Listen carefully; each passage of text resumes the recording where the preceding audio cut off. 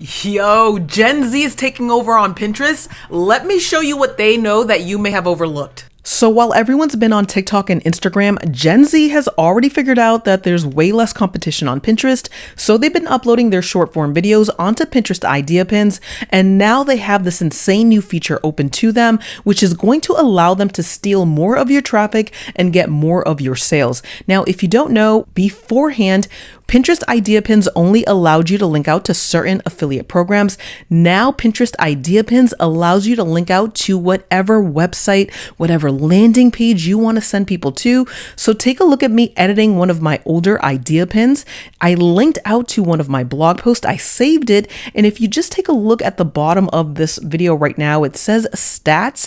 That is before I refreshed the page, before I added my link. I refreshed the page now, and you will see that there is this read it button. People can now click on that and they will be taken over to my blog post, which is related to the idea pin video that I uploaded. I can make affiliate sales. I can make personal sales. As you can see here, I just made another sale to the Authority Site System program. This is so insane. If you're not on Pinterest, definitely get on there.